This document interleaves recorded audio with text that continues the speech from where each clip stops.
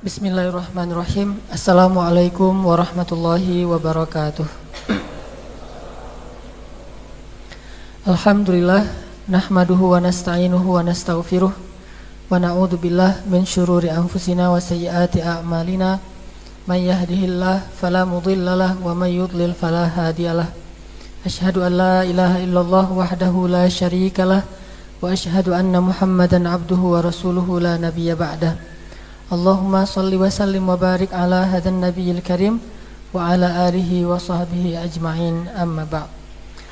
Teman-teman sekalian, para pemuda yang dimuliakan Allah Subhanahu wa taala, dan mudah-mudahan nanti di akhirat kita semuanya digolongkan di dalam golongan Ashabul Kahfi, para pemuda yang bersatu hati untuk taat kepada Allah Subhanahu wa taala. Walaupun mungkin kalau mereka banyak berdiam diri di dalam gua, maka kita berdiam diri dalam masjid-masjid Allah guna bertalabul ilmi, menuntut ilmu, belajar untuk bisa menjadi lebih taat kepada Allah Subhanahu wa taala.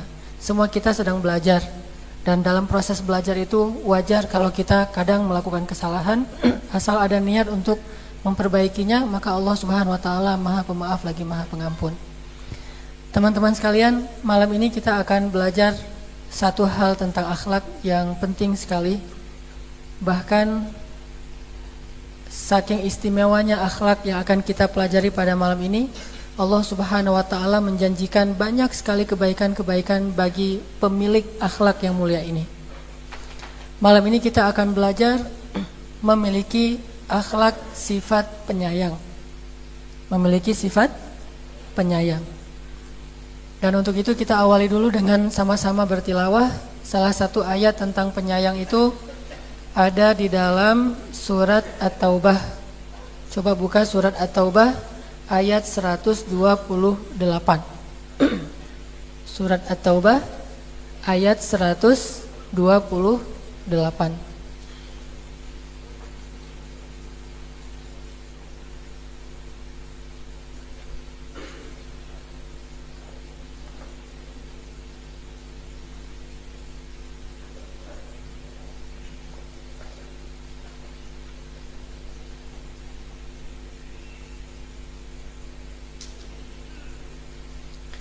Surat At-Taubah ayat 128, atau dua ayat terakhir dari surat At-Taubah.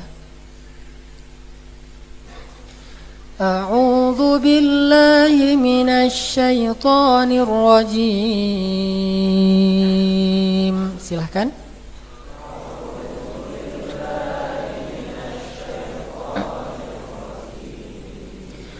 Laqad ja'akum rasulun min anfusikum azizun 'alaihi ma 'anittum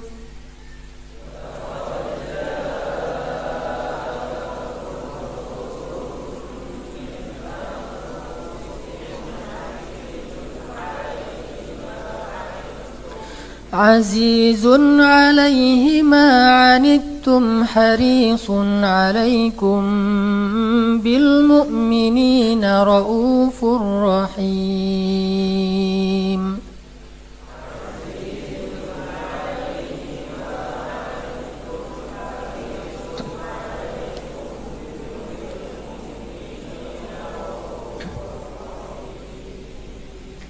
Sungguh telah datang kepada kalian seorang rasul dari kalangan kalian sendiri, terasa amat berat baginya penderitaan yang kalian alami, dan sangat menginginkan kebaikan dan keimanan bagi kalian yang memiliki sifat raufur rahim terhadap orang-orang yang beriman. Di dalam ayat ini Allah Subhanahu wa taala menyebutkan sifat penyayang dengan dua istilah. Pertama istilah raufun, yang kedua istilah rahim. Siapa yang memiliki sifat raufur rahim di dalam ayat ini? Rasulullah. Dan kata para ulama tafsir, ini adalah satu-satunya manusia yang disandangkan kepadanya dua nama-nama Allah sekaligus di antara Asmaul Husna. Tidak ada orang lain yang mendapatkan kemuliaan seperti yang didapatkan oleh Rasulullah. Rauf itu nama Allah, Rahim juga nama Allah. Sekaligus Raufur Rahim yang harusnya adalah Asma'illahil Husna, nama-nama Allah yang mulia dilekatkan kepada Rasulullah SAW. Nabi Ibrahim aja nggak dapat kemuliaan ini. Nabi Adam aja nggak dapat. Nabi Nuh yang berjuang 950 tahun nggak mendapatkan kemuliaan atau pujian dari Allah setinggi Rasulullah SAW. Kenapa? Kenapa Rasulullah diberikan pujian yang setinggi ini sampai Allah rela nama Allah itu dipakai oleh Rasulullah? Bayangin nama Allah yang gak boleh seorang makhluk pun memakainya kecuali menggunakan kalimat hamba. Abdur Rahman, Abdur Rahim, Abdur Rauf. Tapi Nabi Muhammad SAW boleh memakai nama Allah tanpa harus menggunakan istilah hamba di depannya. Saking istimewanya kedudukan Rasulullah di mata Allah, saking dipujinya Rasulullah oleh Allah Subhanahu wa taala sampai kamu boleh pakai nama saya Ar-Rauf, Ar-Rahim. Kenapa? Karena sifat penyayang yang dimiliki oleh Rasulullah SAW. Jadi kalau kita ingin dimuliakan di atas rata-rata, kita benar-benar pengen Allah itu mengomentari kita itu hamba yang ini red banget gitu ya. Apa? Red itu kan keren ya, cool gitu kan ya. Ini hambaku yang red banget, cool banget, keren banget. Di atas rata-rata, istilahnya juga bukan istilah yang biasa. Maka yang harus kita coba lekatkan di dalam diri kita, di dalam sifat kita itu adalah sifat penyayang. Ada sifat sabar, itu mulia, tetapi tidak sejauh ini Allah memuji orang-orang yang bersabar. Ada sifat jujur, Rasulullah juga jujur, Al-Amin, tetapi bukan karena itu Allah Subhanahu wa taala meletakkan namanya kepada nama Rasulullah SAW. Ada juga sifat misalnya orang yang katakanlah mulia, menjaga kehormatan diri, orang yang baik hati, suka berbagi, karim, jawad. Tetapi tidak ada yang lebih tinggi daripada akhlak sifat penyayang. Sehingga ketika Rasulullah SAW digambarkan oleh Allah dengan sifat penyayang, Allah nggak tanggung-tanggung langsung pakai Asmaul Husna untuk menggambarkan sifat penyayangnya Rasulullah SAW. Ini menunjukkan sifat penyayang ini adalah sifat yang paling istimewa yang harusnya dimiliki oleh seorang mukmin. Raufun Rahimun. Maka kita pada malam ini akan belajar tentang gimana memiliki sifat penyayang. Mudah-mudahan dengan memiliki sifat ini dalam kehidupan kita, Islam yang kita bangga-banggakan, Islam yang kita sering jadikan slogan-slogan yang menjadi sesuatu yang sangat keren menurut kita, itu bisa dirasakan dampak positifnya oleh orang-orang yang ada di sekitar kita. Kita rajin ngaji. Setelah selesai ngaji kita belajar menjadi orang yang lebih penyayang daripada sebelum kita ngaji. Insya Allah dengan demikian orang akan melihat bahwa ternyata pengajian itu baik, banyak manfaatnya. Apalagi sekarang dengan banyak bermunculan hal-hal yang sangat luar biasa negatif, termasuk yang dibidik itu anak-anak muda, yang sekarang banyak orang yang hilang entah kemana nggak jelas gitu kan ya. Sehingga kita ada banyak orang tua yang kadang khawatir anaknya pulang malam ngaji di mana segala macam. Mudah-mudahan dengan kita belajar sifat penyayang di masjid, pulang dari sini orang tua kita menjadi tenang untuk melepaskan anaknya, membiarkan anaknya terus belajar Islam dan menggali agama ini supaya menjadi orang yang rahmatan lil alamin. Teman-teman sekalian, kita masuk dalam poin pertama tentang sifat penyayang. Poin pertama itu definisi dulu tentang Rauf dan Rahim. Apa bedanya Raufun dengan Rahimun? Kata para ulama, kedua-dua ini disebut dengan sifat penyayang dan gak bisa dipisahkan. Seorang yang penyayang itu harus Rauf dan Rahim sekaligus. Apa bedanya Rauf dan Rahim? Rauf dari kata Ra'fah. Arti Ra'fah itu selalu ingin menghilangkan kesusahan dari orang lain. Itu Ra'fah. Selalu ingin menghilangkan kesusahan dari orang lain. Gak tega ngelihat orang lain susah. Pengen banget ngebantu orang lain supaya dia tidak berat. Kalau ngelihat ada orang yang misalnya ada tukang bakso nih, apalagi di daerah Cihanjuang yang banyak tanjakan-tanjakan gitu, udah gitu jalannya rusak, ada lubang kan. Kalau misalnya tanjakan jalannya bagus masih bisa didorong. Ini pas kena tanjakan ada lubang kan udah nggak bisa didorong tuh. Ini beban kan, kesusahan. Pas kita ngelihat kita lagi jalan naik motor misalnya, ada tukang bakso kepayahan di tengah tanjakan, kita langsung parkirin motor kita bantuin. Itu namanya sifat Ra'fah. Raufun, gak bisa ngelihat orang susah, pengen aja ngeringanin kesusahan orang, pengen menghilangkan kesusahan orang, bahkan kepada musuh sekalipun. Siapa tahu dengan musuh yang kesusahan itu lalu kita yang jadi rauf, kita yang menolong dia, meringankan kesusahan dia, ya bisa jadi musuh yang dulunya membenci kita suatu saat akan menjadi sahabat yang membela kita, kan gitu ayatnya. Bisa jadi yang dulunya memusuhi kalian suatu saat justru akan menjadi pembela setia kalian dengan sifat rauf, tanpa banyak berbicara. Justru pembicaranya itu muncul setelah sifat rauf. Baru nanti dia tanya tentang Islam, tentang syariat, tentang akidah, tentang ibadah, tentang agama yang indah ini. Setelah kita tunjukkan ra'fah, rasa kasihan kita kepada orang lain. Tapi kalau kita ingin orang lain mendengar ucapan kita, presentasi kita, penjelasan kita tentang Islam tanpa ada rasa ra'fah, bisa dipastikan bahwa ucapan kita tuh walaupun panjang lebar nggak didengar oleh mereka.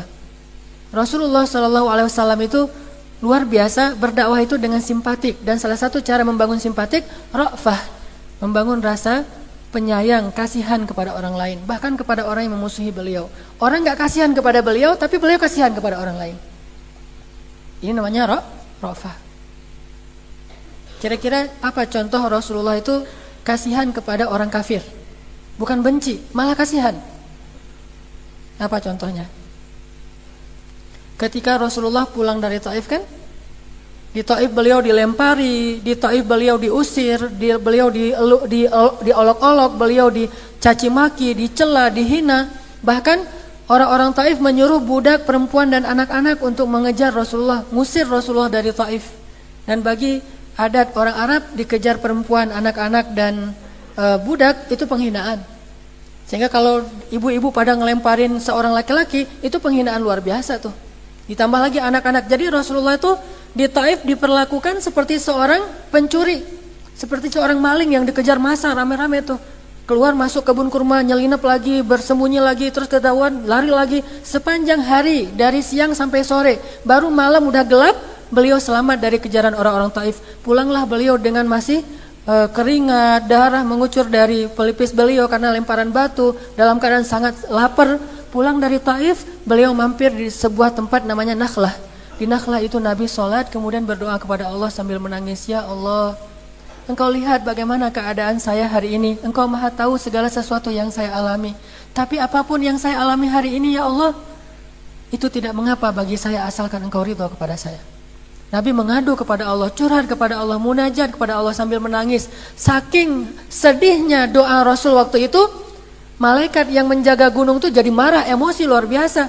Lalu malaikat itu berkata kepada Allah, ya Allah, bolehkah saya timpakan gunung ini kepada penduduk Taif? Apa kata Allah? Minta izin kepada Muhammad. Kalau dia bilang ya, lakukan. Kalau dia bilang tidak, jangan. Bayangin, Allah aja menyerahkan urusan ini kepada Rasulullah. Ini hak Rasulullah sepenuhnya. Kalau Rasulullah bilang iya, ya malaikat pasti ditimpakan. Sehingga malaikat itu datang kepada Rasulullah, ya Rasulullah, sedih dengan keadaan Rasulullah, nggak tega membiarkan seorang kekasih Allah diperlakukan kayak gini. Ya Rasulullah, izinkan saya mengangkat gunung ini dan menimpakan kepada penduduk Taif. Apa kata Rasulullah? Ra'fah. Jangan lakukan itu. Sesungguhnya mereka tidak mengerti. Aku berharap mereka atau anak cucu mereka nanti akan menjadi pembela agama ini. Tahukah kita doa Rasulullah SAW ini kemudian Allah kabulkan, sehingga setelah terjadi Fathu Makkah, orang Taif berbondong-bondong masuk Islam dan menjadi pembela agama Allah. Ini namanya ra'fah. Udah disakitin, gak mau ngebales nyakitin orang lain. Bahkan ketika ada yang mau membalasnya, dia menghalangi, dia membela, dia yang pasang badan, jangan sakiti dia, karena dia gak ngerti. Ini namanya sifat kasihan yang luar biasa tingginya. Mungkin kita bisa kasihan kepada makhluk, kepada manusia yang tidak pernah menyakiti perasaan kita. Gimana kalau orang itu menzolimi kita, nyakitin kita, fisik, mental, semuanya dizolimi, diambil hak-hak kita. Apakah kita masih bisa punya sifat raufun atau ra'fah? Inilah yang menunjukkan kenapa Rasulullah itu dicintai banget oleh Allah, sehingga disebut Habib Allah, kekasih Allah. Sehingga siapapun yang punya sifat ra'fah dalam pergaulan kehidupan sehari-hari, dia juga termasuk di antara kelompok para kekasih-kekasih Allah Subhanahu wa taala. Ada lagi contoh kisah lain bahwa Rasulullah itu sangat pengasih atau orangnya itu kasihan banget kepada orang lain termasuk musuhnya. Salah satunya ketika Rasulullah sedang berdakwah di depan Ka'bah. Rasulullah tuh pagi-pagi udah mandi, udah stylenya udah nyaman gitu, udah keren, pengen berdakwah, udah siap banget. Tugas hari ini tuh saya pengen ngajak orang kepada agama Allah. Datang beliau ke Ka'bah, manggil, ya ma'syara Quraisy, halummu ilayya, halummu, sini, wahai ma'syara Quraisy, dengan senyumnya, dengan panggilan yang lembutnya. Rasulullah itu kan rafiq, orang yang sangat lemah, lembut, dipanggil orang-orang Quraisy untuk berkumpul. Setelah itu beliau berdakwah kepada mereka, menyampaikan agama Allah. Apa sikap mereka, respon mereka? Mereka menghujat Rasulullah, mereka memarahi Rasulullah, memfitnah Rasulullah, sampai akhirnya mereka menantang Rasulullah. Bagaimana mereka menantang Rasulullah? Mereka mengatakan, ya Muhammad, kamu sering mengisahkan tentang kaum Ad, kaum Samud, Fir'aun, Ashabul Ailah, atau orang-orang yang dikutuk jadi kera. Apakah itu benar-benar pernah terjadi? Kata Rasulullah, ya. Kalau begitu datangkan semua itu, coba kamu berdoa kepada Allah agar Allah mendatangkan semuanya sekaligus kepada kami. Kaum Ad, kaum Samud, Ashabul Ailah, Fir'aun, umat Nabi Lut, semuanya datangkan kepada kami kalau memang ucapan kamu itu, ancaman kamu itu benar. Coba kamu berdoa sekarang, biar kami lihat langsung gitu. Ketika mereka menantang demikian, Rasulullah menundukkan wajah beliau, kemudian beliau pergi. Beliau tidak mau meladeni tantangan mereka, beliau pergi. Ketika beliau pergi, mereka semuanya tertawa dan mentertawakan Rasulullah SAW. Lihat, Muhammad itu pembohong. Seandainya dia benar, pasti dia sudah berdoa. Tetapi karena dia pembohong, maka dia tidak bisa membuktikan kata-katanya. Dasar Muhammad gila, segala macam kata-kata mereka. Bayangkan, Rasulullah kalau mau memperturutkan emosinya, maka ketika beliau mengangkat tangan hari itu juga Allah akan mengabulkan dan menghancurkan orang-orang Quraisy. Tapi Rasulullah nggak tega, kasihan. Kalau sampai Rasulullah angkat tangan, habis mereka. Nggak usah di depan Ka'bah, di tempat yang jauh aja Rasulullah angkat tangan, Allah pasti mengabulkan, apalagi di depan Ka'bah. Nggak usah angkat tangan, Rasulullah ngelihat ke langit aja, nggak usah berbicara, di dalam hati aja tuh Allah langsung ngabulin. Coba pemindahan kiblat kan dari Masjidil Aqsa ke Masjidil Haram. Emangnya Nabi Rasulullah pernah berdoa? Nggak pernah berdoa, nggak pernah meminta, cuma gini doang, membatin dalam hatinya, aduh pengen ya kalau kiblatnya dipindahin ke Ka'bah. Tapi nggak enak ngomong-ngomong sama Allah, soalnya itu hal yang kok gitu banget sih gitu ya. Jadi nggak enak mau ngomong, ya udah di dalam hati aja. Ternyata Allah Maha tahu isi hati hambanya, dan Allah mengatakan sekarang aku pindahkan kiblat itu ke arah yang kamu sukai wahai Muhammad. Coba, nggak usah angkat tangan, nggak usah ngomong, apalagi depan Ka'bah. Maka kalau Rasulullah mau, Rasulullah langsung mengatakan, ya Allah, datangkan bukti-buktimu kepada orang-orang Quraisy, hancurkan mereka sebagaimana engkau menghancurkan Ad, Samud dan yang lainnya. Pasti Allah sudah menghancurkan mereka. Tetapi Rasulullah nggak tega, kasihan, sehingga beliau lebih rela disakiti perasaannya, diperolok-olok oleh orang Quraisy daripada beliau mendoakan keburukan atas mereka. Ini ra'fah, ra'ufun. Bagaimana kita kepada orang yang tidak mau mengikuti kita? Kita ajak teman-teman kita. Seorang suami mengajak istrinya, seorang istri mengajak suaminya ke masjid, taklim, dan seterusnya. Ayo kita ngaji yuk, kita ngaji yuk. Mungkin kita nggak dibantah, tetapi dia cuek aja gitu. Udah kamu aja duluan. Atau nanti dia akan mengatakan, ada Pak Haji, ada Ustadz baru, ada Nabi palsu, segala macam. Bahasa-bahasa meledek, bahasa-bahasa memperolok-olok. Apakah setelah itu kita mengatakan, semoga Allah membutakan hati kamu? Mana ra'fah, mana ra'uf? Bukankah harusnya kita merasa kasihan kepada dia? Ketika dia menyakiti kita, kita tidak rugi sama sekali. Dia yang rugi karena ketika dia zalim kepada kita, dia menambah pundi-pundi dosanya di hadapan Allah. Sehingga kita justru kasihan kepada dia. Kemudian kita mengatakan, ya Allah, dia melakukan ini pasti karena nggak ngerti. Maafkan dia ya Allah. Ini ra'ufun. Nggak tega kepada orang yang kesusahan, baik dalam urusan agama, bahkan dalam urusan dunia sekalipun. Sama kayak Rasulullah di rumah pagi-pagi buka panci gitu ya. Kan beliau nggak ada niat puasa, lapar. Biasa kalau Rasulullah lapar banget tuh. Kalau lagi laparnya lapar banget. Buka-buka panci, ternyata di rumah Aisyah lagi nggak masak apa-apa. Rasulullah nggak bilang, kok nggak masak? Hari ini mau masak apa? Nggak bilang kayak gitu. Kasihan sama Aisyah, pas buka-buka gitu ternyata nggak ada isinya. Rasulullah diam aja, Aisyah muncul, langsung Rasulullah bilang, Aisyah, saya berpuasa loh hari ini. Alhamdulillah, Aisyah udah nggak perlu merasa bersalah lagi karena nggak masak. Coba, karena kasihannya kepada Aisyah, nggak mau ngeberatin. Cuma ini bisa nggak ya kita kayak gitu? Saya juga belum, masih kalau misalnya nggak ada masakan agak-agak bete juga sih, agak-agak rewel gitu. Udah dimasak aja kadang masih rewel, ya kok masaknya ini doang gitu, kok cuma telur doang. Rasulullah tuh nggak dimasakin apa-apa, tapi masih ngerasain kasihan kepada istrinya, sehingga ketika istrinya muncul langsung menyenangkan hati istrinya dengan mengatakan, saya berpuasa hari ini. Termasuk ketika adegan Rasulullah dengan Umar sama-sama dimarahin istri, itu apa kata Rasulullah? Umar kan lagi dimarahin istri, Diem aja dimarahin istri. Udah selesai istrinya udah puas marah, dia keluar mau cari teman curhat. Nah, yang paling enak diajak curhat siapa? Rasulullah. Dan gak ada orang yang lebih baik dalam mendengar curhat daripada Rasulullah. Datang ke rumah Rasulullah, baru di pintu rumah Rasulullah dengerin Rasulullah juga lagi dimarahin sama istrinya. Ya udah dia balik lagi. Besok-besok baru ngobrol, ya Rasul saya semalam gini. Tapi saya mau curhat sama engkau juga kayaknya lagi dimarahin istri ya. Ketahuan. Apa kata Rasul? Komen Rasul apa? Bagaimanapun juga dialah yang mengurus rumah ketika aku tidak ada. Dia yang begini. Disebutkan kebaikan-kebaikan istrinya. Bukan memang tuh istri saya itu kalau lagi marah susah. Coba. Yang disebutkan kebaikan-kebaikannya. Sehingga yang muncul adalah rasa kasihan. Kalau yang kita ingat yang jelek-jeleknya, yang muncul rasa sebelnya, ilfilnya. Tapi kalau yang kita ingat kebaikan-kebaikannya, jasa-jasanya, pengorbanannya, jadi mulai muncul rasa ra'fah, rasa kasihan kepada orang-orang yang ada di sekitar kita.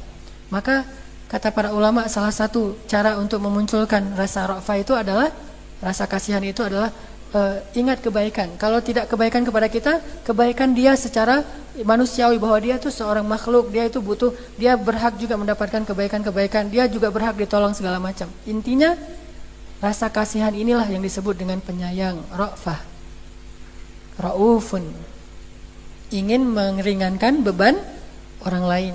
Pokoknya senang aja ngeringanin beban orang. Asal ngelihat ada orang butuh sesuatu, dia senang membantu. Ngelihat orang susah itu, dia juga ikut susah. Seperti satu tubuh, kata Nabi kan, perumpamaan kasih sayang di antara mukmin dan rasa cinta di antara mereka seperti satu tubuh, yang kalau salah satu organnya merasa kesakitan, yang lain juga merasakan tidak bisa tidur dan merasakan panas dingin. Berarti dia ngerasain banget apa yang dirasakan oleh saudaranya. Itu ra'fah. Wahdatus syu'ur, one heart, sudah satu hati. Nah, sekarang apakah kita merasakan hal itu? Kalau kita belum bisa meringankan dengan fisik langsung materi, minimal kita ngerasain aja kesusahan yang diderita oleh saudara kita, kita ngerasain. Baik saudara kita yang kesusahan dalam urusan dunia, apalagi yang urusan agama, seperti saudara kita di Palestina, di Suriah, di Irak, di Yaman, di Rohingya, itu urusan agama. Atau yang di Indonesia, mereka kesusahan dalam urusan dunia, semua juga dalam kesusahan. Apakah kita ngerasa hati kita ini menjadi sedih karena mendengar berita-berita tentang saudara kita? Ketika kita ngelihat foto seorang anak kecil yang tidur di samping gambar ibunya karena dia sudah tidak punya ibu lagi dan dia kangen kepada ibunya, di hari peringatan hari ibu orang lain datang kepada ibunya memberi kado, memberi bunga, sementara anak ini tidak tahu, bahkan harus datang ke kuburan ibunya karena tidak tahu kuburannya di mana, sehingga dia menggambar ibunya seolah-olah itu ibunya karena pasti nggak mirip dengan gambaran seorang anak kecil. Dia tidur, dia tulis mama, dia berharap dia dirangkul oleh ibunya. Tidakkah kita merasa kasihan kepada anak seperti ini? Apakah hati kita terlalu keras untuk tidak peduli dengan nasib saudara kita yang sedang dizalimi di seluruh dunia? Mana ra'fah, mana ra'ufun. Sehingga dengan ra'fah yang kita miliki itu, kita punya energi, punya semangat untuk melakukan sesuatu yang bermanfaat buat mereka. Kita mau bergerak, kita mau melakukan sesuatu untuk meringankan beban mereka. Seperti yang kemarin saya share foto teman-teman kita di Tasik yang belajar menghafal Al-Quran tapi tidurnya di lantai kedinginan, apalagi sekarang musim hujan. Lalu alhamdulillah Allah berikan rasa ra'fah dalam hati kita, sehingga kita akhirnya bisa mengumpulkan dana, kita membeli matras dan selimut. Alhamdulillah kemarin kita share lagi fotonya, mereka sudah pakai selimut, sudah pakai matras, tidurnya nyaman. Bukankah itu kepuasan yang tak terhingga dan gak bisa dibahasakan? Ini yang kita ingin lakukan terus menerus, itu baru namanya ra'fah. Dengan sifat ra'fah ini kita jadi punya semangat yang besar, punya kekuatan, walaupun kita dalam keadaan lemah sekalipun, tapi kita jadi punya kekuatan untuk melakukan sesuatu yang bermanfaat. Punya ra'fah. Jadi bukan hanya punya wawasan. Orang yang punya wawasan tapi tidak punya ra'fah, dia hanya bisa berbicara dan menghujat. Orang yang punya ra'fah walaupun tidak punya wawasan, dia jauh lebih bermanfaat daripada orang yang berwawasan tapi tidak punya kasih sayang. Makanya ra'fah ini penting untuk dimiliki oleh seorang mukmin. Harus nggak tegaan jadi orang, nggak tega, kasihan, gitu tuh, nggak tega, kasihan, ingin meringankan bebannya, ra'fah. Sehingga ketika kita membaca berita, kita ngelihat di sosial media, foto-foto di TV segala macam tentang saudara kita yang kesusahan, jadi nggak semangat lagi, mau makan tuh nggak enak gitu, sampai kita nggak bisa tidur. Tingkat ra'fah kan beda-beda ya, sampai ada tingkat ra'fahnya tuh yang nggak bisa tidur, nggak bisa tersenyum lagi selamanya, sampai kaum muslimin mendapatkan kemenangan, sampai mereka mendapatkan hak mereka. Kalau nggak bisa tidur sama sekali. Tingkat ra'fah itu bertingkat-tingkat. lahum darajatun 'inda rabbihim. Manusia itu bertingkat-tingkat di sisi Allah Subhanahu wa taala. Saya dulu pernah cerita sebelum kita buat gerakan dakwah kita, kisah tentang Nuruddin Zinki, seorang ulama sekaligus Khalifatul Rasyidin yang ke-6 dalam sejarah Islam. Waktu itu terjadi perang salib. Orang-orang Romawi, orang-orang dari barat, orang-orang Prancis, Inggris segala macam datang menyerang salah satu kota di Timur Tengah, salah satu kota di Mesir yang berada di bawah kekuasaan kaum muslimin, namanya kota Dimyat, provinsi Dimyat. Mereka menyerang Dimyat, setelah beberapa bulan akhirnya berhasil menguasai Dimyat, membunuh banyak sekali kaum muslimin. Hampir sebanyak yang dilakukan oleh orang-orang Mongol. Pemusnahan massal yang luar biasa. Perempuannya dinistakan, anak-anak itu digantung di tiang-tiang, di pagar-pagar kota. Kemudian laki-lakinya dibakar hidup-hidup. Dikuasai kota Dimyat oleh orang-orang pasukan salib waktu itu. Kemudian Nuruddin Zinki, seorang khalifah, berusaha untuk merebut kembali Dimyat dari tangan orang-orang salib, tapi belum berhasil. Nah, dalam satu kesempatan, Nuruddin Zinki sedang mengajarkan hadis di masjid di daerah Damaskus, Suriah. Waktu itu ibu kota Islam, Damaskus. Nah, Nuruddin Zinki ini selain seorang khalifah, dia juga seorang ulama hadis, periwayat hadis. Jarang banget ada khalifah periwayat hadis dari kalangan yang bukan sahabat, tuh jarang banget. Kecuali Nuruddin Zinki, ulama besar. Dia sampaikan hadis. Nah, dalam hadis itu ada istilah hadis musalsal. Hadis musalsal itu hadis yang kalau kita membacakannya, bukan hanya membacakan teks, tapi juga harus ngikutin aktingnya. Aktingnya apa? Kalau misalnya Rasulullah menyampaikan hadis itu sambil tersenyum, kita baca hadis itu harus dengan tersenyum. Kalau Rasulullah menyampaikan hadis itu dengan ketawa, kita baca hadis itu juga tertawa. Kalau Rasulullah menyampaikan hadis itu dengan berteriak, orasi, kita menyampaikan hadis itu juga dengan teriak. Ini namanya hadis musalsal. Kalau Rasulullah menyampaikan hadisnya berdiri, maka ketika menyampaikan hadis itu, seorang ulama berdiri dari tempat duduknya. Ini namanya hadis musalsal. Yang diambil bukan cuma teks, tapi juga adegannya. Nah, waktu itu Nuruddin Zinki sedang menyampaikan sebuah hadis musalsal yang Nabi setelah menyampaikan hadis itu kemudian tersenyum. Berarti beliau ada kewajiban untuk tersenyum, baru namanya mengikuti sunnah yang sempurna. Ulama harus kayak gitu. Ternyata ketika Nuruddin Zinki menyampaikan hadis musalsal tersenyum, selesai membacakan hadis, Nuruddin tidak tersenyum. Hanya mengatakan setelah itu Rasulullah tersenyum. Tapi Nuruddinnya gak tersenyum, cemberut aja. Murid-muridnya bertanya, ya Syekh, ya Khalifah, kenapa Anda tidak tersenyum? Bukankah ini hadis musalsal? Apa kata Nuruddin? Bagaimana saya bisa tersenyum sedangkan kaum muslimin dan negeri Dimyat masih ada di tangan orang-orang kafir? Sampai untuk masalah ini pun Nuruddin tidak bisa tersenyum saking sedihnya dengan hilangnya salah satu negeri kaum muslimin dan dikuasai oleh orang kafir. Sehingga beliau susah sekali untuk tersenyum. Sampai suatu malam beliau bermimpi. Dalam mimpinya itu beliau bertemu dengan Rasulullah dan Rasulullah mengatakan Dimyat telah kembali ke tangan kaum muslimin dengan kekuasaan yang waktu itu diserahkan kepada Salahuddin Al-Ayyubi. Intinya bahwa orang yang punya sifat ra'fah gak akan pernah bisa membiarkan orang lain itu terzalimi. Jangankan orang muslim, bahkan orang kafir aja terzalimi itu gak tega, gak mau dia nyakitin seorang kafir pun, apalagi sesama muslim. Ini namanya ra'ufun, ingin meringankan beban atau kesulitan orang lain. Kalau rahim itu ingin memberikan kebaikan kepada orang lain.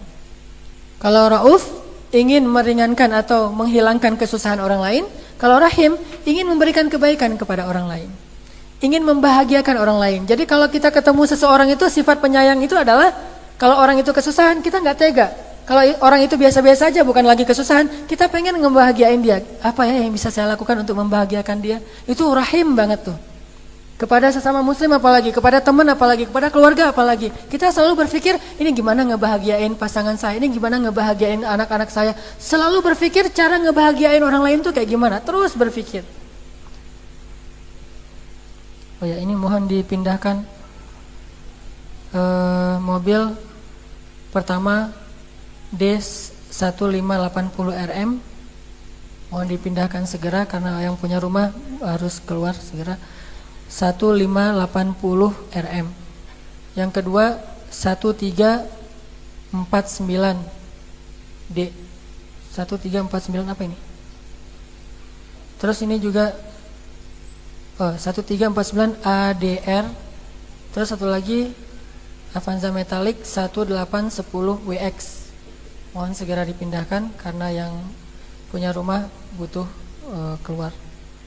Saya ulangi, 1580 RM, 1349 ADR, dan 18110 WX. Teman-teman sekalian, sifat rahim ingin membahagiakan orang lain dan tidak tega menyusahkan orang lain. Sehingga dia lebih rela biar saya aja yang susah, yang penting jangan orang lain. Atau kalau misalnya dia punya sesuatu yang membahagiakan, dia ingin berbagi dengan orang lain. Bukankah itu maksud dari ayat wa amma bi ni'mati rabbika fahadits?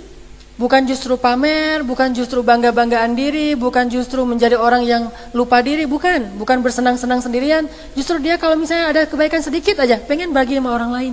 Itu namanya rahim, penyayang banget. Kayak misalnya hadis kalau kita masak yang enak di rumah, masak daging gitu, maka perbanyaklah kuahnya agar kita bisa berbagi dengan tetangga. Memang ini nggak harus sama dengan kasus di zaman kita. Kalau sekarang dikasih kuah doang malah orangnya marah ya.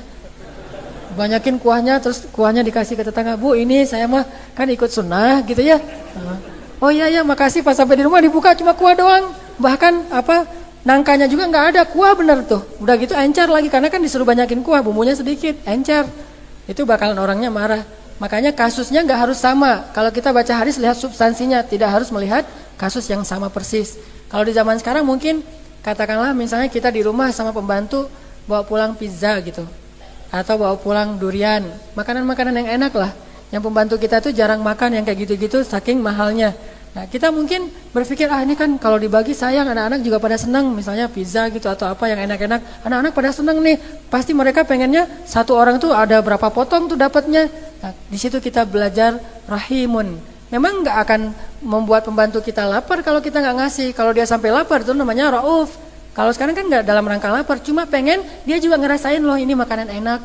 Ada durian, dia juga pengen ngerasain durian montong kan mahal. Kalau durian biasa yang di jalan-jalan mungkin kita gampang baginya. Durian montong yang satu butirnya mungkin 150.000 atau 200.000 yang gede, yang bagus gitu, yang manis, yang pokoknya kayak mentega gitu ya.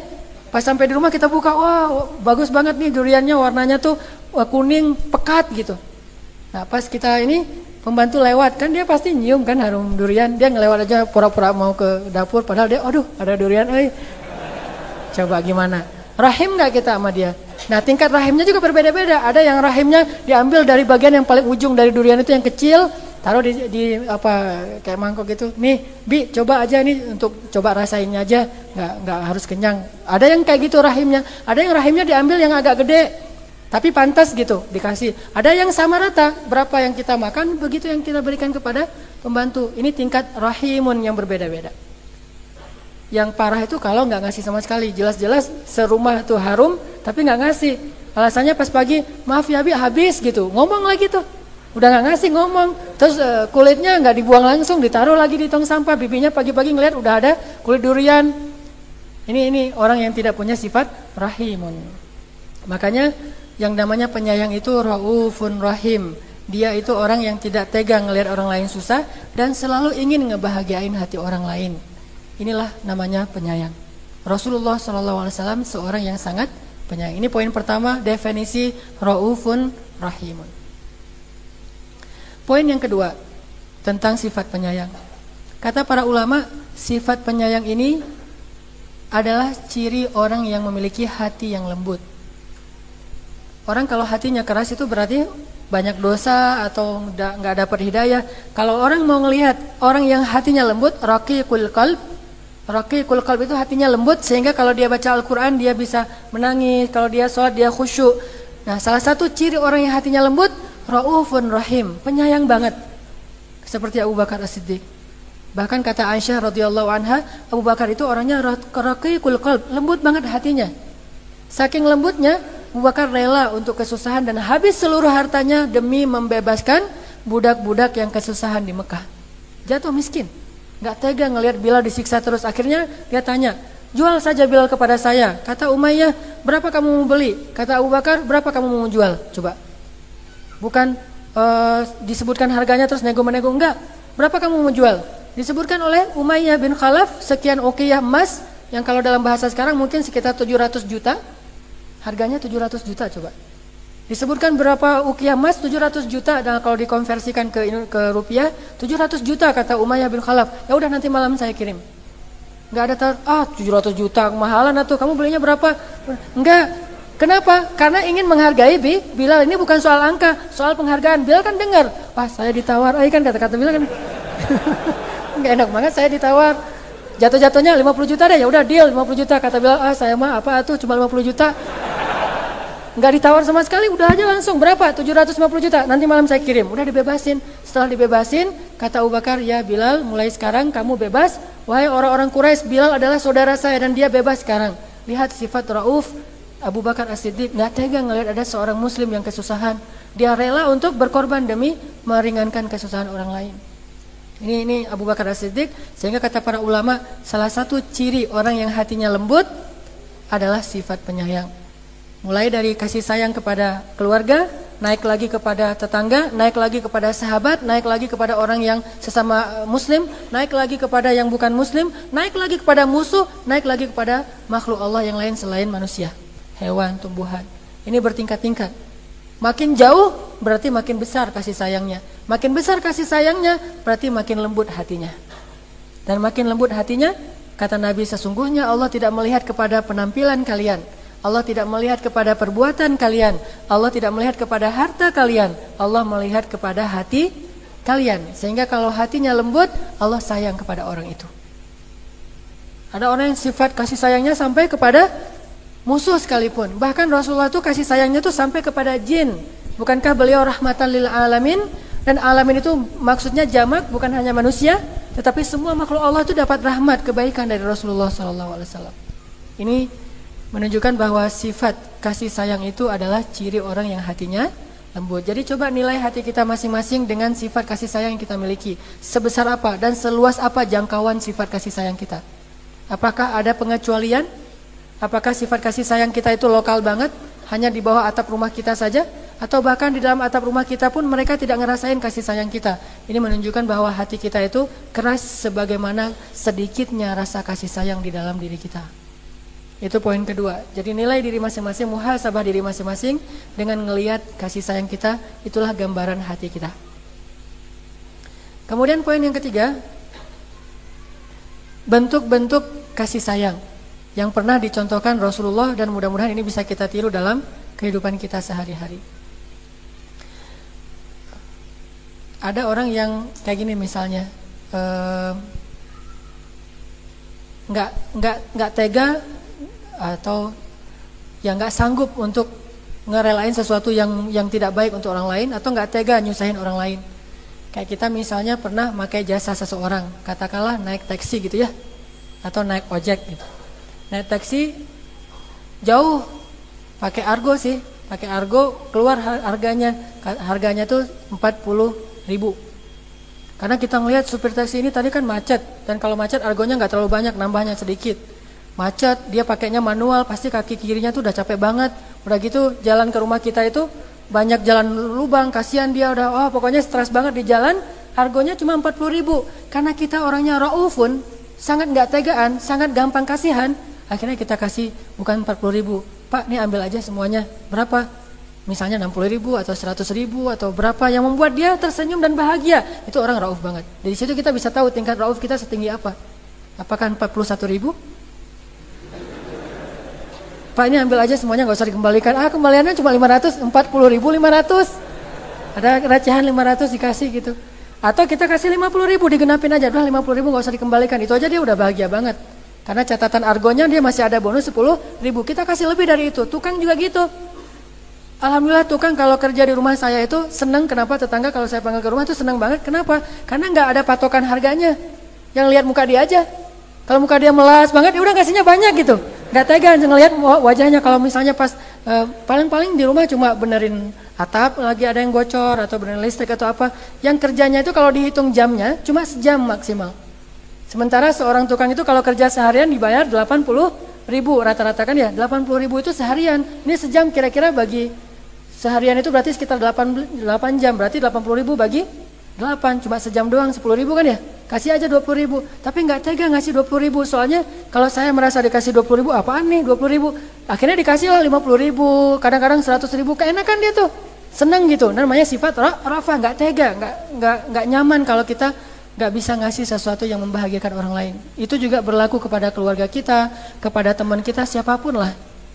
Naik angkot, naik becak, ngelihat kan orangnya sampai keringetan, ngedorong kita, apalagi banyak tanjakan-tanjakan gitu, banyak polisi tidur, udah gitu macet lagi, dia luar biasa, orangnya kurus lagi, kecil, kan becak itu harus tinggi, orangnya tuh kakinya harus panjang, soalnya tinggi tempat duduknya, nggak tega banget, akhirnya kita kasih yang banyak. Ini namanya sifat ra'fah, ra'ufun. Harusnya kita sebagai muslim, apalagi kalau jidat kita udah hitam, apalagi kita pakai slogan atau simbol-simbol Islam, itu bebannya lebih besar loh. Pakai jubah, pakai sorban, pakai peci, pakai sarung, pakai batik, pakai koko. Yang perempuan udah pasti itu pakai jilbab. Maka karena kita udah menggunakan semua syariat dan simbol Islam, kita harus menunjukkan sifat ra'ufun lebih besar daripada orang yang nggak pakai simbol itu. Kenapa? Di situ ada pesan dakwah. Biar orang tahu bahwa Islam itu benar-benar rahmatan lil alamin. Jangan sampai gara-gara justru kita yang pakai jilbab ini makin pelit, makin tegaan, yang jelek siapa?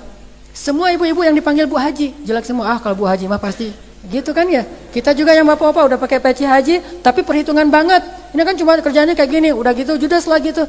Ini ngejelekin dan mencoreng semua kaum muslimin. Makanya saya pernah bilang kan, kenapa di belakang mobil saya nggak ada tulisan la ilaha illallah? Biar bisa ngebut. Kalau ada la ilaha illallah susah mau ngebut, ntar la ilaha illallah ngebut. Itu mah gue ya. Insyaallah nanti kita lanjutin setelah sholat isya.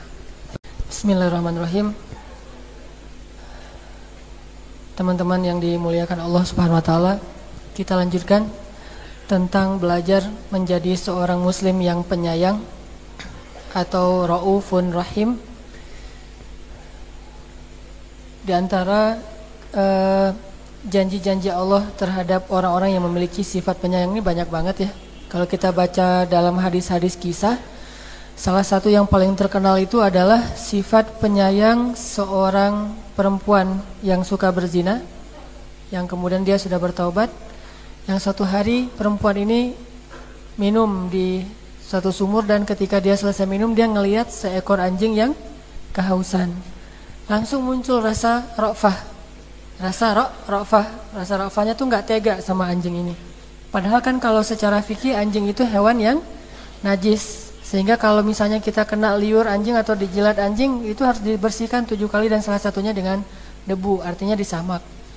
Secara fikih dia najis, gak boleh dimakan dagingnya, gak boleh jadi peliharaan, kecuali beberapa mazhab sedikit, tapi jumhur ulama mengatakan tidak boleh, hanya boleh dipakai untuk berburu atau penjaga. Memang secara fikih dia najis itu artinya kotor gitu. Tapi secara etika, secara moral, secara akhlak, beda banget dengan fikihnya.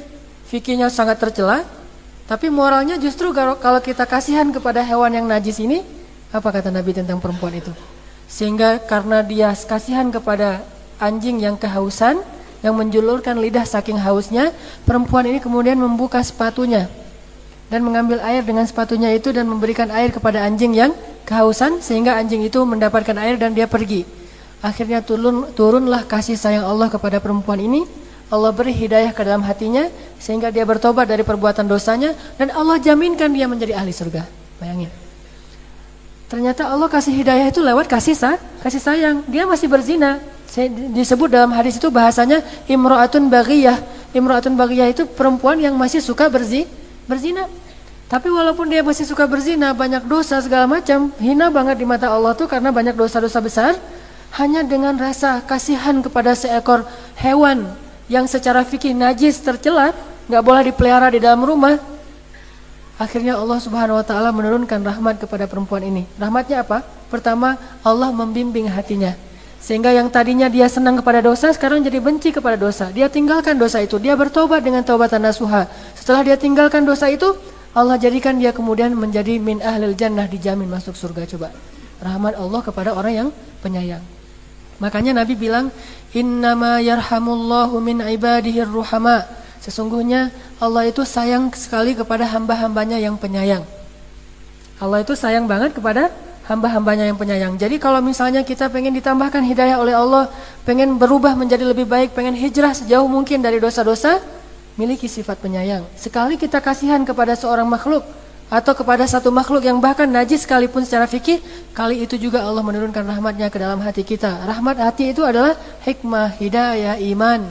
Kemudian Allah jaminkan untuk kita surga yang luar biasa. Ini kisah perempuan. Atau ada kisah lagi tentang Umar bin Khattab, di mana ketika Umar bin Khattab sudah meninggal dunia karena dibunuh, diracun, kan pisaunya itu beracun. Jadi dia nggak meninggal karena ditusuk aja, tapi pisaunya dikasih racun. Nah, setelah Umar bin Khattab meninggal dunia, seorang sahabat yang soleh, yang mulia, yang banyak ilmunya, namanya Abdullah ibnu Abbas bermimpi ketemu Umar. Nah, kata Nabi, mimpinya orang soleh itu benar, sehingga bisa jadi dalil mimpinya orang soleh. Nah, standar orang soleh itu ulama yang dikenal kesolehannya. Nah, kalau Ibnu Abbas sudah terkenal banget kesolehannya, bahkan diakui oleh Rasulullah tentang kesolehan Ibnu Abbas. Nah, Ibnu Abbas bermimpi ketemu dengan Umar bin Khattab. Di dalam mimpinya itu dia melihat penampilan Umar yang sudah berubah sekali, sudah jauh lebih rapi, pakaiannya kayak habis disetrika, pakaiannya itu wangi, pakaiannya itu bersih putih, wajahnya berseri-seri, kayak ada air wudhu, kemudian janggutnya rapi. Wah, luar biasa, seger banget penampilan Umar. Akhirnya Abdullah bertanya kepada Umar, "Ya Amirul Mukminin, gimana keadaanmu setelah wafat? Bagaimana keadaanmu di akhirat?" Kata Umar bin Khattab, "Beginilah keadaan saya, nikmat. Segala puji bagi Allah. Kalau bukan karena rahmat Allah, celakalah saya wahai Abdullah," kata Umar. Walaupun kamu punya banyak amal, kalau bukan rahmat Allah, saya sudah celaka. Terus Abdullah bertanya, "Gimana cara ngedapatin rahmat Allah? Apakah dengan cara syahid di jalan Allah seperti yang engkau dapatkan?" Kata Umar, "Bukan dengan itu." "Apakah dengan ibadah-ibadah malammu yang begitu khusyuk?" Kata Umar, "Bukan dengan itu." "Apakah karena engkau seorang sahabat Nabi?" Bukan karena itu. "Apakah karena engkau seorang imam yang adil, pemimpin yang adil?" Bukan juga karena itu. Terus kenapa Allah menurunkan rahmat kepadamu ya Amirul Mukminin? Dengan amal apa? Umar berkata di dalam mimpi itu, "Suatu hari saya pernah berjalan. Di tengah jalan saya ngelihat seekor burung yang terlilit tali kakinya sehingga dia tidak bisa terbang. Lalu saya menjadi kasihan kepada burung itu. Saya bukakan lilitan tali atau benang di kaki burung itu, kemudian saya bebaskan sehingga burung itu bisa terbang. Itulah yang membuat Allah menurunkan rahmatnya kepada saya, mengampuni semua dosa-dosa saya, dan sekarang saya mendapatkan kenikmatan di dalam kubur." Lihat, masalah burung aja. Karena dia kasihan kepada makhluk seperti ini, Allah kasihan kepada dia. Kalau anjing saja Allah bisa menurunkan rahmatnya kepada kita lewat seekor anjing yang najis, lalu bagaimana orang yang kasihan kepada makhluk yang bernama manusia, kepada makhluk yang bernama ibu, kepada makhluk yang bernama ayah, kepada makhluk yang bernama istri, kepada makhluk yang bernama suami, yang bernama anak, yang bernama guru, yang bernama teman? Bukankah itu jauh lebih layak daripada seekor anjing yang secara fikih dia najis? Maka tidak akan mungkin sia-sia sifat kasihan kita kepada manusia. Tidak mungkin sia-sia. Sehingga teman-teman kalau misalnya ngelihat ada seseorang yang sangat butuh pertolongan, siapapun itu, bahkan orang tua kita apalagi, harus ada rasa kasihan. Kasihan ibu saya, kalau harus membereskan kamar saya, kita beresin sendiri. Kalau kita memberesin kamar kita karena kasihan kepada ibu kita, atau mungkin kita punya pembantu yang gak akan ngerepotin orang tua kita, tapi kita tetap punya kasihan. Bukan karena dia udah dibayar terus kita bisa semena-mena.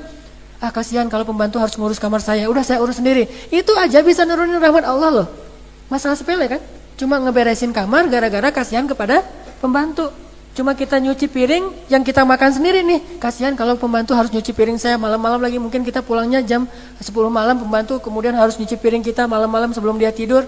Kasihan, akhirnya kita cuci piring kita sendiri. Tapi bukan karena kita emang orangnya terbiasa kayak gitu atau nggak senang aja ngelihat kotor. Nggak, lebih dari itu kasihan kepada seseorang itu menurunkan rahmat Allah yang luar biasa kepada kita. Lihat Islam, jangan remehkan, misqala dzarratin khairan, itu akan memberatkan timbangan kita di akhirat. Bahkan menurunkan rahmat Allah, innama yarhamullahu min ibadihir ruhama. Allah sayang banget kepada hambanya yang penyayang. Raufun, kasihan. Kasihan kepada ayah kita yang udah menafkahi kita, apalagi yang mungkin merantau kuliah di Bandung sementara aslinya bukan dari Bandung misalnya. Jauh, orang tua kita membiayai kita untuk bisa datang ke sini jauh-jauh, dia habis-habisan, kalau perlu dia berhutang demi bisa selalu mencukupkan hak kita, nafkah bagi kita. Lalu muncul rasa ra'fah. Dia ra'fah kepada kita, kita ra'fah kepada dia. Dia ra'fah nggak tega kalau anaknya di perantauan itu kelaparan, sehingga sebelum tanggal muda dia udah ngirim jajan atau belanja buat kita. Kita juga ra'fah, kasihan kalau ayah selalu harus menafkahi saya. Akhirnya saya pengen belajar yang serius supaya nilai saya bagus dan menyenangkan hati orang tua saya. Ini semuanya ra'ufun. Jangan berpikir ini nggak ada hubungannya dengan agama. Seluruh hidup kita itu adalah agama. Ad-din manhajul hayah. Hidup itu adalah agama itu adalah sistem kehidupan. Sehingga semua tentang kehidupan kita itu ada hubungannya dengan agama. Merasa kasihan aja kepada seseorang itu ada hubungannya dengan agama, dan itu akhlak yang dimiliki oleh Rasulullah SAW. Rasulullah itu nggak tega kasihan kepada keluarganya, kasihan kepada Abu Thalib, sehingga Rasulullah diam-diam menjaga ternak-ternak orang Quraisy sendiri karena nggak mau merepotkan pamannya yaitu Abu Thalib. Sejak kecil udah punya sifat rauf, kasihan, nggak mau ngerepotin orang. Lalu kasihan kepada Abu Thalib setelah beliau menikah, sehingga akhirnya Rasulullah meminta kepada Abu Thalib agar menyerahkan anak yang terakhirnya Abu Thalib dirawat di rumah Rasulullah, dibesarkan di rumah Rasulullah. Siapa dia? Ali bin Abi Thalib. Sifat kasihan yang luar biasa. Begitu juga Khadijah kepada Rasulullah, kasihan banget. Rasulullah setiap hari susah payah, nggak pernah Khadijah mengeluh ini suami nggak pernah ngasih saya nafkah. Malah dengan sifat kasihan itu dia berkorban dan membela agama Allah dan berkorban dan berjuang bersama Rasulullah SAW. Sifat kasihan yang luar biasa yang dimiliki oleh orang-orang yang beriman. Apalagi hadisnya, kata Nabi, irhamu man fil ard yarhamukum man fis sama. Sayangilah yang di bumi, maka kalian disayangi yang di langit. Sayangilah yang di bumi, maka kalian disayangi yang di langit. Kalau kita selalu pengen ngebahagiain orang di bumi, Allah tuh setiap saat mikirin gimana ngebahagiain kita. Kan enak ya, kita cuma mikirin gimana ngebahagiain orang, belum ngebahagiain beneran tuh. Baru mikirin pengen ngebahagiain setiap orang, terutama orang-orang yang berada dalam tanggungan kita nih. Kita pengen ngebahagiain dia, kita berusaha ngebahagiain dia. Berarti setiap saat itu Allah juga berusaha untuk ngebahagiain kita. Sesungguhnya Allah senantiasa dalam hal menolong seorang hamba yang dalam waktu itu dia menolong saudaranya yang lain. Innallaha fi auni 'abdin madama fi auni akhi. Jadi gampang sekali mengundang rahmat Allah Subhanahu wa taala.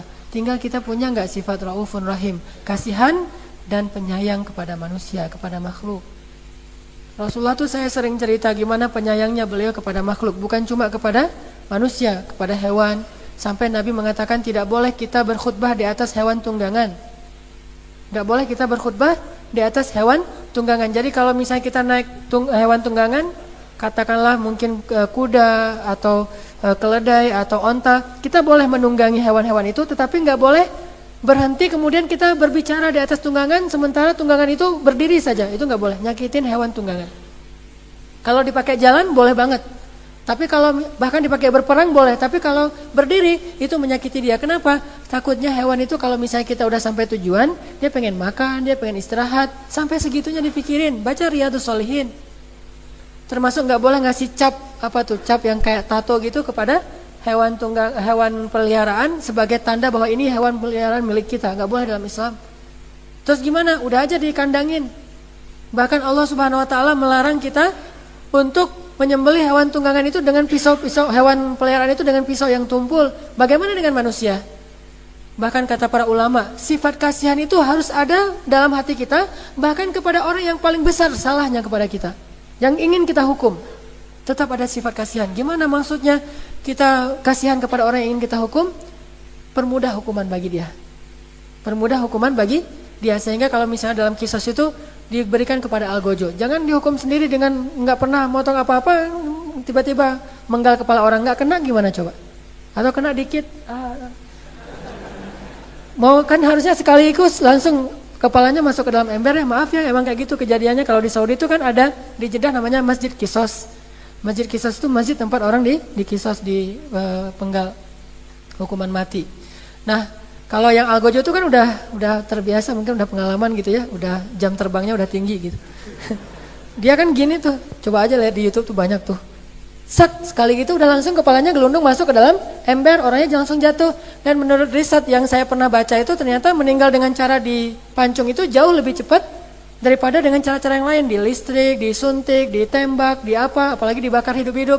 Jadi kalau ada yang melakukan seperti ini, seperti orang ISIS yang membakar orang hidup-hidup atau menggoroknya dengan pisau dapur, gak ada itu dalam Islam. Dari mana mereka dapat fikihnya? Sekalipun kepada orang Yahudi sekalipun, bahkan kepada seorang katakan mungkin mereka benci banget dengan Syiah sekalipun, gak bisa seperti itu. Kalau orang Syiah melakukannya kepada kita, mereka bukan teladan kita untuk kita tiru. Orang Yahudi melakukan itu kepada kaum muslimin di Palestina, mereka bukan teladan kita untuk kita tiru. Teladan kita adalah Rasulullah SAW. Jadi nggak perlu membalasnya. Kita cukup memberikan hukuman yang pantas untuk dia sesuai kesalahannya, tapi tetap ada ra'fah, ada ra'ufun, kasihan, sehingga dipermudah eksekusinya. Dieksekusi juga bukan karena ra'fah kemudian akhirnya udah nggak apa-apa deh. Kecuali korbannya yang memaafkan itu boleh. Tapi kalau hakimnya nggak boleh. Dia memaafkan tanpa ada izin atau ridho dari korban. Kalau korbannya memaafkan atau keluarga yang memaafkan, boleh. Sehingga ini ada fikih korban, ada fikih hakim. Gak boleh hakimnya, korbannya gak rela terus nuntut demo sekeluarga di depan pengadilan, hakimnya yang kasihan. Saya kan orangnya rauf banget, gak tega, gitu. Hakim yang ngomong gitu, gak boleh. Hakimnya harus tegas, tapi korban punya hak antara menuntut hak dia atau memberikan maaf. Sehingga kalau dia memberikan maaf, orang itu tidak perlu dikisos, tetapi dia membayar diat atau denda. Intinya adalah tetap ada ra'fah. Gimana Rasulullah menghukum seorang perempuan yang berzina atas permintaan dia sendiri kan? Dengan cara apa? Dirajam. Itu aja pakai ra'fah. Sehingga ketika ada seorang sahabat melempari dengan batu yang besar, Nabi mengatakan jangan, engkau sedang melempari ahli surga. Ra'fah. Sampai ada hadis dalam Riyadhus Shalihin itu, kata Nabi, kalau budak perempuanmu, kalau budak perempuanmu berzina, maka pukullah dia. Dengan artinya kalau ada istilah jilid ya, maka pukullah dia tapi jangan cela dia. Ada hukum di jilid itu cambuklah dia tapi jangan cela dia. Kalau dia berzina lagi, cambuklah dia lagi tapi jangan cela dia. Kalau dia berzina untuk ketiga kalinya, juallah dia walaupun seharga seutas tali, tapi jangan pernah mencela dia. Coba bayangin, mencela nggak boleh dalam Islam, bahkan kepada musuh sekalipun. Tetapi dihukum itu hak agama, itu hak syariat, cuma dicela, tidak ada dalam syariat hak celaan. Sehingga ketika ada seorang laki-laki yang suka ganggu orang di jalan gara-gara dia lagi dalam keadaan mabuk, ditangkap oleh sahabat, diikat di tiang Masjid Nabawi, lalu Nabi memerintahkan siapapun yang masuk ke masjid untuk memukul dia pakai sendal. Tapi dipukulnya di bagian yang tidak akan melukai dan menyakiti, yaitu bagian pundak atau bagian kakinya, pukulin pakai sendal. Masuk ke masjid, pukulin lagi pakai sendal, masuk ke masjid. Siapa yang datang ke masjid? Makin jamaahnya banyak, makin banyak yang mukulin. Dia bersyukur kalau waktu subuh karena yang datangnya sedikit gitu. Udah gitu, ada seorang sahabat mukulnya tuh terlalu menghayati, terlalu emosional gitu. Dia benar-benar passion banget gitu mukulnya. Pas dia ambil sendalnya dia pukulin sambil dia katakan celaka kamu. Dengan sok-sok gimana, sok tegas gitu, sok saya mah menegakkan syariat Allah, celaka kamu, dipukulin pakai sendal sambil dicela. Apa kata Nabi? Janganlah kamu membantu syaitan untuk mencelakai saudaramu sendiri. Pukul aja, nggak usah dicela. Ini menunjukkan bahwa sifat ra'fah pun masih diterapkan kepada orang yang paling dibenci dan berhak mendapatkan hukuman sekalipun. Ya, Islam nggak akan pernah kehilangan identitasnya. Apa identitas Islam? Seorang Muslim raufun rahim. Bahkan tetap bersikap adil kepada orang yang kita benci. Wala yajrimannakum syana'anu qaumin ala alla ta'dilu i'dilu huwa aqrabu littaqwa. Janganlah kebencian kalian kepada satu kelompok membuat kalian berlaku tidak adil. Bersikap adillah karena adil itu yang paling dekat kepada takwa. Lihat. Karena kasihan harus ada dalam hati kita sehingga kita nggak mau menzalimi hak orang lain sekalipun. Atau kita ambil contoh sifat penyayang Rasulullah dalam ibadah. Tapi ini jangan disalahpahami ya, takutnya kita jadi ngeringanin gara-gara ada hadis, Rasulullah kan penyayang, Rasulullah aja ngeringanin gitu. Gak segitu juga sih, lihat keadaan. Sifat penyayang Rasulullah dalam ibadah. Salah satu contohnya tuh, Rasul pernah sholat jamaah, ketika beliau sujud, tiba-tiba cucu-cucu beliau bermain di atas punggung beliau ya. Main-main, naik-naik ke atas punggung Rasul. Terus ngapain? Rasul memanjangkan sujudnya. Cuma kalau di zaman dulu memanjangkan sujud, sahabat nungguin aja sampai Rasulullah takbir. Di zaman sekarang dipanjangin sujud, kan bingung jamaahnya tuh. Pada ngeliat. Soalnya curiga, jangan-jangan ustaznya udah lari, udah batal wudu. Kita aja nungguin gitu. Soalnya ada juga kan adegan kayak gitu di YouTube tuh. Pas sujud, imamnya lari. Imamnya nungguin.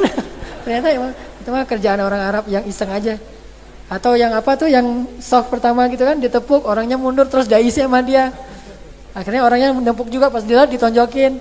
Ya, itu mah iseng aja. Tapi di zaman Rasulullah memanjangkan sujudnya dan makmumnya tidak bergerak. Menunggu aja. Walaupun mereka heran gitu, kok ini sujudnya panjang banget, nggak seperti biasanya. Biasanya juga Rasulullah panjang tapi nggak sepanjang ini. Coba bayangin, Rasulullah itu kalau sujud terbiasa panjang. Tetapi ini sampai sahabat heran, berarti panjangnya banget. Demi siapa?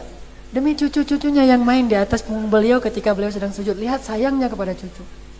Ketika mereka udah selesai bermain, mereka udah pada pergi, baru Rasulullah Allahu Akbar. Segar sahabat, Allahu Akbar semuanya. Selesai sholat mereka tanya, ya Rasulullah mahadha. Ya Rasul, ini kenapa kita sholatnya sujudnya panjang banget? Kata Rasulullah, ketika aku sedang sujud, cucu-cucuku naik ke atas punggungku dan aku tidak ingin mengganggu mereka bermain. Kasih sayang. Ternyata ibadah juga, dalam kondisi beribadah kita tetap bisa berkasih sayang kepada makhluk. Ada orang yang merasa paling khusyuk di muka bumi, dia bilang, saya mah kalau udah sholat terputus hubungan saya dengan manusia. Apakah dia lebih khusyuk daripada Rasulullah? Ternyata Rasulullah lagi sujud masih mikirin cucunya. Ini udah belum ya, kayaknya masih pada senang, ya udah biarin aja. Padahal Rasulullah kalau mau bisa aja bangun pelan-pelan gitu kan. Bangun pelan-pelan, nanti akhirnya cucu beliau turun sendiri dan gak akan jatuh juga, gak akan ganggu mereka banget juga. Tapi Rasulullah gak tega gitu, biarin mereka sampai puas bermain. Saya juga pernah kayak gitu, lagi sujud, anak saya naik ke atas punggung saya. Ya udah saya bangun pelan-pelan, kan saya gak sesoleh Rasul, ya udah aja bangun. Bangun pelan-pelan sampai akhirnya dia pas mau jatuh dipegangin dikit, udah dia pergi lari gitu. Ternyata Rasulullah nggak gitu, masih lebih lama daripada yang saya lakukan. Beliau biarin aja sampai mereka puas. Dan ini bisa juga diterapkan bukan hanya dalam urusan kepada cucu kita atau kepada anak kita. Intinya dalam beribadah pun ada kasih sayang kepada orang lain. Saya kemarin pas umroh tuh di Raudhah ngelihat gimana orang ketika di Raudhah itu hilang kasih sayang demi mencari doa yang diijabah. Ternyata gara-gara pengen diijabah doanya, akhirnya dia kehilangan kasih sayang. Padahal orang yang berkasih sayang itu Allah sayang banget sama dia, coba. Berarti ada yang lebih dahsyat dari Raudhah, yaitu kasih sayang. Orang nggak paham itu. Orang yang berpikir saya harus dapetin Raudhah, akhirnya desak-desakan, nggak peduli dengan orang lain, seolah-olah bukan saudaranya, bukan sesama Muslim, bukan orang yang punya kasihan sama sekali. Udah langsung desak-desakan, dorong-dorongan, sikut-sikutan. Pas dia dapat tempat sedikit saja di Raudhah, langsung sholat. Dan yang paling banyak kejadian kayak gitu saya lihat orang Indonesia. Karena orang Indonesia tuh nggak bisa berdoa kecuali duduk ya. Kalau orang lain kan tahu berdoa tuh berdiri juga boleh, jalan juga boleh. Kalau kita kalau belum duduk tuh belum berdoa. Udah gitu duduknya tuh nggak harus nyaman. Kalau nggak nyaman dia belum berdoa juga tuh. Duduk sampai nyaman bersila gitu, angkat kedua tangannya, ya Allah. Orang lain ya haji pada nungguin pengen dapat giliran. Udah sholatnya 11 rakaat, 1 rakaatnya bacaannya panjang banget. Di rumah aja nggak gitu-gitu amat. Giliran di Raudhah panjang banget tuh, sholatnya sejam, yang lain pada nunggu. Mana kasih sayang kita kepada yang lain? Sehingga akhirnya dia bilang, kenapa ya doa saya nggak dikabul-kabul padahal saya udah berdoa di Raudhah? Kenapa nggak dikabul-kabul padahal saya udah berdoa di Multazam, di Hijr Ismail, di tempat-tempat mustajabah doa? Bagaimana Allah akan mengabulkan doa orang-orang yang tidak punya kasihan kepada sesama manusia? Maka kalau keadaannya demikian, wajarnya sholat 2 rakaat kemudian kita langsung pergi. Emang gak akan puas sih, tetapi ketidakpuasan kita itu muncul gara-gara sifat kasihan, sehingga Allah akan memuaskan kita dalam mengijabah sesuatu yang gak sempat kita minta.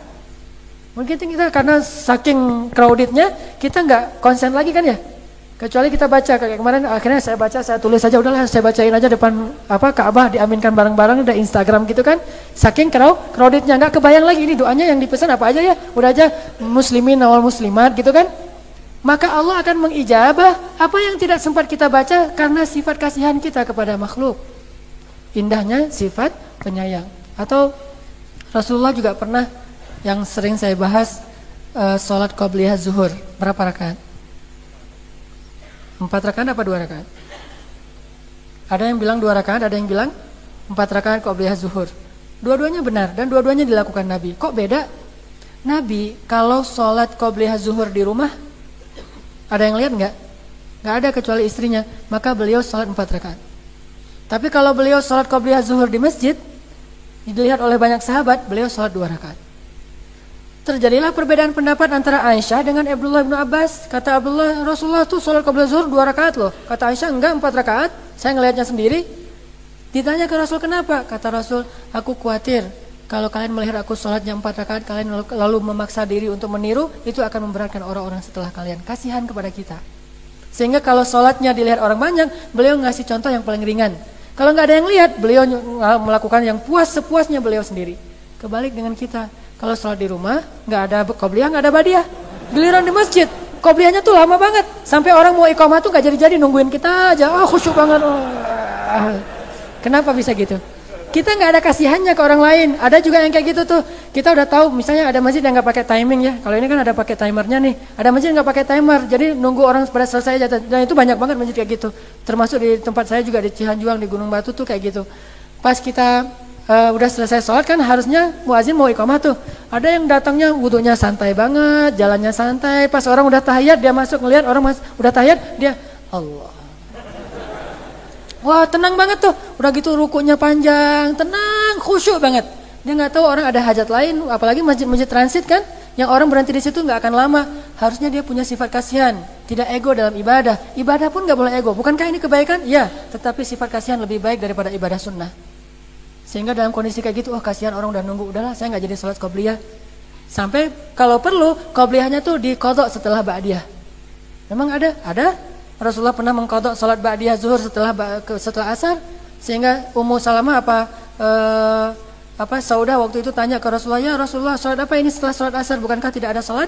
Kata Rasulullah, "Ini salat ba'diyah zuhur yang tidak sempat aku lakukan karena tadi setelah ba'diyah zuhur aku sibuk mengurus kaum muslimin." Mendahulukan kepentingan kaum muslimin daripada salat ba'diyah zuhur, sehingga beliau mengqadhanya setelah asar. Baca fikih sunnah.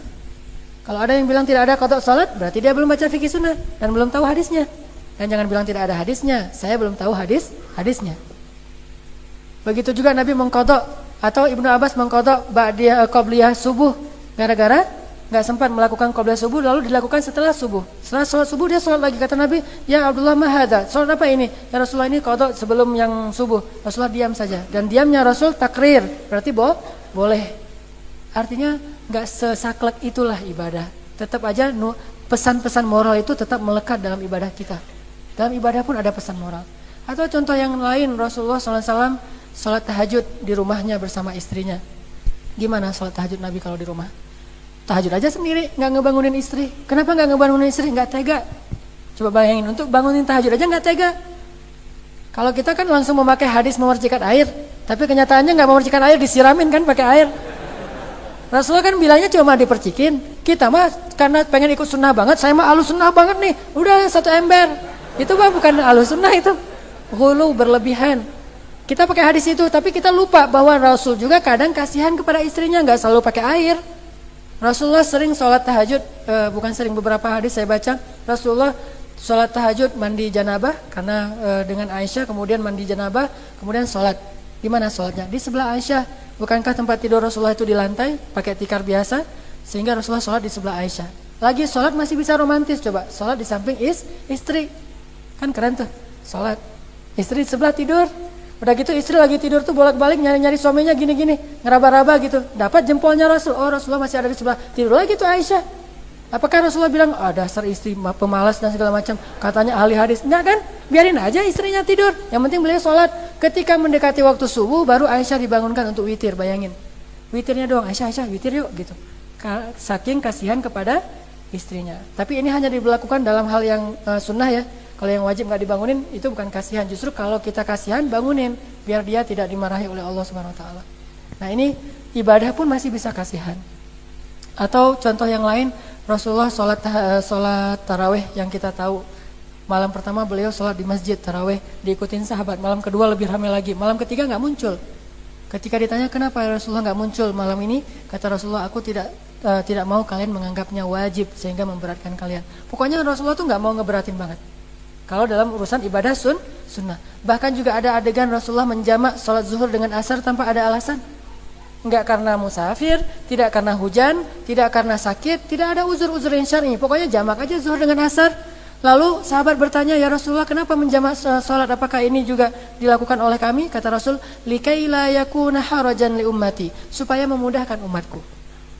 Akhirnya para ulama sepakat mengatakan bahwa sesekali kita boleh menjamak tanpa mengqasar ya, hanya menjamak salat kalau kita merasa susah untuk salat tepat waktu karena kesibukan kita. Dengan syarat jangan rutin. Senin jama, Selasa jama, Rabu jama. Kenapa jama? Akan likai layakuna harajan li ummati. Rasul melakukan itu hadisnya cuma satu sih. Cuma walaupun satu kan cukup sebagai dalil hukum. Nah semua ulama sepakat boleh, nggak ada ikhtilaf di situ. Kalau ada yang bilang tidak boleh, itu berarti tidak paham pendapat ulama. Semua ulama sepakat itu boleh. Yang berbeda pendapat cuma mana yang lebih baik, menjamak atau normal. Itu beda pendapat. Ada yang bilang normal aja udah walaupun sibuk. Ada yang bilang lebih baik dijamak supaya tetap khusyuk. Ini berbeda pendapat. Tapi bolehnya menjamak, semua sepakat boleh. Kayak kita misalnya pas acara pernikahan gitu. Yang belum nikah nanti bisa direncanain. Jadi nggak usah khawatir dandan dari pagi jam 9 akad, kemudian nanti lanjut ke zuhur. Kan zuhur tuh lagi banyak-banyaknya tamu kan ya. Terutama jam makan siang kan tamu datangnya rame banget tuh. Ya udah aja kita nyambut tamu, nggak usah sebentar ya saya sholat dulu. Soleh banget ya. Rasul aja pernah menjamak, kita mah nggak mau menjamak saking solehnya. Akhirnya ya udah kita menjamak, menarik zuhur ke asar, dimundurin, jamak takhir namanya. Itu boleh. Lagian kan nikah cuma sekali kan? Sekali atau berapa kali sih? Seumur hidup kan cuma sekali, ya udah. Ini fatwa ya, sekali aja. Gak usah banyak-banyak. Oke, apa tadi? Jadi lupa. Atau kita sibuk dalam suatu bisnis, suatu pekerjaan dengan syarat pekerjaan kita halal. Jangan menjamak sholat gara-gara nonton. Kalau nonton mah saya nggak rekomendasi ya, saya nggak mau jawab di hadapan Allah. Tuh gara-gara kamu fatwain, akhirnya mereka setiap nonton tuh jamak sholat. Bukankah jam tayang itu selalu jamnya sholat? Kayak maghrib gitu atau asar kan ya tanggung banget tuh. Ya udah ambil jam 7 aja deh. Kau usah tahu ada jam 7? Iya, jam 7 ada tuh. Jam 7, jam 19 kan udah selesai sholat maghrib atau udah selesai sholat isya atau isya bisa nanti sholat berjamaah. Bisa gitu jamaah. Pokoknya jangan kena di waktu sholat yang waktunya sempit gitu. Misalnya lagi mau nonton Yipman misalnya kan ya. Pas mau nonton gitu jamnya aduh tanggung nonton jam 4:30 bentar lagi maghrib. Nonton jam 6 pas waktunya maghrib kan gak enak tuh maghrib duluan. Karena saya pernah nonton tuh dilema udah terlanjur beli karcis mikir ini sholat dulu nonton dulu atau ditakhirin sholatnya. Akhirnya udahlah sholat dulu tapi sholatnya gak khusyuk. Udah gitu saya gak jadi imam lagi. Kalau saya jadi imam kan gampang inna a'tainakal kautsar fasol kan cepet tuh. Imamnya khusyuk banget, mungkin imamnya udah lelah keliling-keliling mall, akhirnya dia sholat itu istirahat, jadi dia bacanya panjang. Saya, ini pasti udah adegan klimaksnya nih, kan nggak enak tuh. Kita mau nonton sholat dulu, pasti nggak enak banget. Ya udah, kalau gitu ganti jadwal nontonnya. Sama kayak kita misalnya antara makan malam dengan sholat, mana didahulukan? Makan malam dulu kalau terlalu lapar. Kalau nggak lapar-lapar amat ya sholat dulu atuh. Kalau terlalu lapar makan dulu. Karena hadisnya qaddimul asya alal isya. Dahulukan makan malam daripada sholat isya. Walaupun bukan berarti meninggalkan jamaah. Dengan syarat setelah itu kita tetap sholat berjamaah. Kayak kita misalnya boleh aja nih taklim isyanya diakhirkan. Kita taklim dari maghrib lanjut aja sampai jam 8. Jam 8 nanti baru iqamah kita sholat isya diakhirkan itu boleh banget. Kecuali masjid transit. Kalau masjid transit nggak boleh. Kenapa? Khawatir ada orang yang datang bukan untuk talim, sekedar mau sholat isya tapi nungguin kita jadi kelamaan, kasihan dia. Pas dia nunggu kelamaan, pas pindah ke masjid yang lain udah selesai. Di sini juga belum mulai kan tanggung tuh. Nah kalau masjidnya transit, kalau saya yang jadi talim saya nggak izinkan. Kenapa? Khawatir orang yang punya hajat lain. Ini namanya sifat kasihan. Ada satu lagi, Nabi lagi sholat berjamaah, kemudian tiba-tiba ada seorang bayi menangis sedang sholat. Nabi lagi sholat, ada bayi menangis, maka Nabi mempercepat sholatnya. Bacanya yang pendek-pendek, rukunya sedang aja, sujudnya sedang, langsung cepat banget, nggak kayak biasanya. Sahabat nanya, ya Rasulullah kenapa? Kata Rasul, aku khawatir ibunya jadi susah gara-gara memikirkan bayinya yang menangis. Segitunya coba. Ternyata ibadah juga tetap dengan sifat kasihan atau penyayang. Mudah-mudahan kalau ibadah aja kita tetap harus berkasih sayang, apalagi dalam muamalah. Sayangi ibu kita, sayangi ayah kita, sayangi keluarga kita, pasangan kita, atau calon pasangan kita yang sudah halal, yang sudah khidbah dengan cara memberi kasih sayang yang Allah izinkan, yang Allah halalkan. Sehingga mudah-mudahan dari situ Allah akan menyayangi kita. Irhamu man fil ard, yarhamukum man fis sama. Sayangi yang di bumi, maka Allah akan menyayangi kamu, maka kamu akan disayangi yang di langit. Bab ini masih belum selesai, masih banyak yang bisa kita bahas. Insya Allah pada pertemuan yang akan datang masih membahas tentang sifat kasih sayang atau penyayang, tapi dalam contoh-contoh yang lain insya Allah. Nanti akan saya sampaikan hadis-hadis yang lainnya. Kita cukupkan sekian, udah jam 8:30. Mudah-mudahan ini bermanfaat. Kita berdoa bersama-sama, semoga Allah Subhanahu wa taala melimpahkan kita kasih sayang di dalam hati kita, melembutkan sifat kita, akhlak kita, dan menjadikan keberadaan kita di antara manusia bermanfaat dan memberikan kebaikan kepada orang lain. Allahumma inna nas'aluka ilman nafi'a wa qalban khashi'a wa lisanan dzakira wa amalan mutaqabbala. Ya Allah, ya Arhamar Rahimin, anugerahkanlah kepada kami sifat penyayang, sifat Raufun Rahim yang Engkau anugerahkan kepada Rasulmu Muhammad sallallahu alaihi wasallam. Ya Allah, maafkanlah kami, maafkanlah kerasnya hati kami, maafkanlah ketika kami tega membiarkan orang tua kami kesusahan sementara kami tidak kasihan kepada mereka. Maafkanlah kerasnya hati kami sehingga kami membiarkan seseorang membutuhkan bantuan kami dan kami mampu membantunya tetapi kami tidak mempedulikannya.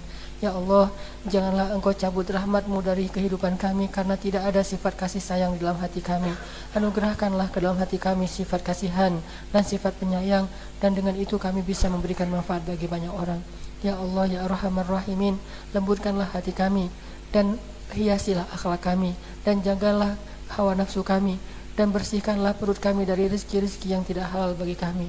Ya Allah, jagalah kemuliaan dan kehormatan kami. Ya Allah, ya Allah, jagalah pemuda-pemuda kami dari hal-hal yang tidak Engkau ridhoi. Ya Allah, jagalah hubungan antara laki-laki dan perempuan di antara pemuda-pemuda kaum muslimin, sehingga dengan penjagaan itu Engkau menjaga hati mereka, Engkau menjaga pikiran mereka, Engkau menjaga iman mereka. Ya Arhamar Rahimin. Rabbana hablana min azwajina wa dzurriyyatina qurrata a'yun waj'alna lil muttaqina imama. Ya Allah, sayangilah keluarga kami. Ya Allah, sayangilah istri-istri kami. Ya Allah, sayangilah suami-suami kami. Ya Allah, sayangilah kakak dan adik kami. Ya Allah, sayangilah anak-anak kami. Ya Allah, dengan kasih sayang itu berilah hidayah kepada kami dan jauhkanlah kami dari api neraka. Ya Arhamar Rahimin. Rabbana atina fid dunya hasanah wa fil akhirati hasanah wa qina adzabannar. Subhanakallahumma wa bihamdika asyhadu an la ilaha illa anta astaghfiruka wa atubu ilaik. Assalamualaikum warahmatullahi wabarakatuh.